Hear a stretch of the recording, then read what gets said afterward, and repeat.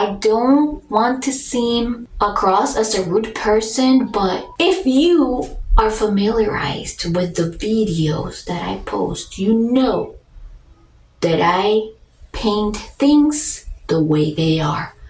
I don't cover the sun with the palm of my hand. Yes, it is true.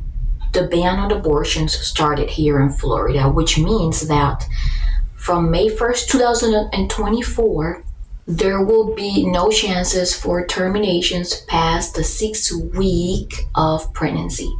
And that means literally just a little bit above 20 weeks after the embryo transfer.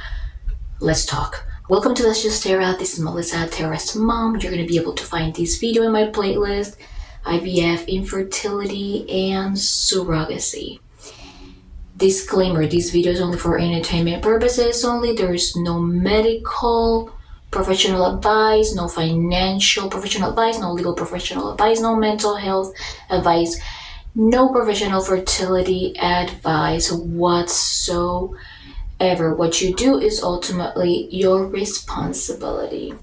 Trigger warning, especially for intended parents or somebody that is going through a hard time. This video is going to contain very sensitive subjects. So if you're going through a really tough time in life right now, it is really best that you skip it and watch something else instead that will make you feel at ease.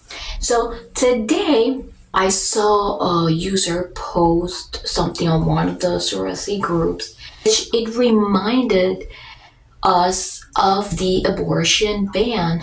Great, everybody has their right to express themselves.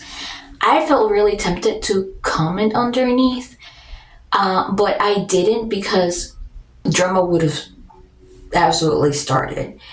Basically, the person is an activist by looking at their profile, and they were saying that apparently not only they're an activist, but they're also the owner of an agency. But they were telling people that if they wanted to become surrogates in Florida, that they needed to get out there and vote and blah, blah, blah.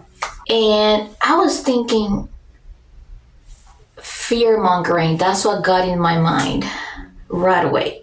And I was thinking all these things can be dramatically reduced if we, and this is not only in Florida, when it comes to a surrogate accepting to transfer certain kind of embryos, why don't we start instead making sure that as surrogates, who we have to watch for ourselves too, go ahead and make sure that before moving forward, doing a journey with certain intended parents, make sure that those embryos have been genetically tested. Number one, that they genetically tested normal and that they were highly graded. I don't want to seem across as a rude person, but if you are familiarized with the videos that I post, you know that I paint things the way they are. I don't cover the sun with the palm of my hand. See, there's a lot of, and this happens all the time.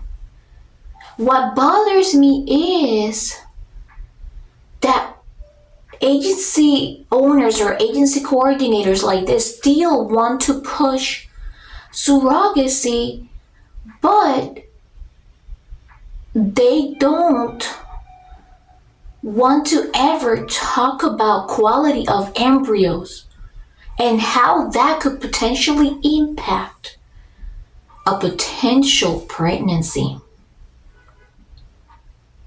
And that's what really worries me. Okay, so I didn't say anything under the post because I didn't want to start any drama, because then they were going to start complaining about me and kicking me out of the group. Okay, so I just decided to come out here and say something. Second, I wanted to say also that there are options. House Representative Anna Eskamani, which me and Tara already know, I'm gonna go ahead and put overlays here on the sides. She posted a graphic that includes alternatives and ways to be able to terminate a pregnancy. I wouldn't know how it worked if they wanted to travel to a certain state. I'm not sure how that would work. And I don't know how it would work with fertility lawyers, etc., etc. But in the case that happens, then there are options, okay? I don't really feel comfortable with the fear mongering, but this is why a lot of people can laugh about me about, always and constantly suggesting surrogates that watch about what kind of quality of embryo they are going to transfer. They don't like when I talk about that. But then what happens? Yeah.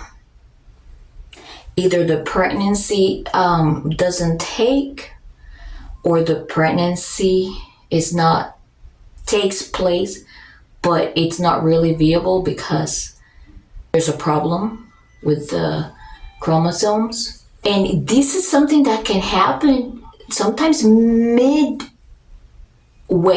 like halfway throughout the pregnancy. Now, yes, even if you transfer an embryo that is of excellent quality, that means tested and highly graded by an embryologist, there is still a 50% of it taking. Wherever you're at, regardless of the place that you live at. If I was you, okay, this is my opinion. I'm not telling you what to do. I already gave my disclaimer. If I was you, don't risk yourself as an intended parent. Don't risk the surrogate. Don't risk your bank. Don't risk your surrogate's health. Get your embryos tested and graded is what I would do. Wherever you're at, you can make all the fun of me. You can do that. I don't care. And yes, a lot of embryos that are untested or that they're low quality, sometimes they have taken and sometimes they make it to a live birth. But that's not what happens all the time. See, you're going to see a lot of people tell you, yes, yes. So you can get through it and things get jump started. But once you go through the experience, you're going to realize. I just wanted to let that off my chest. And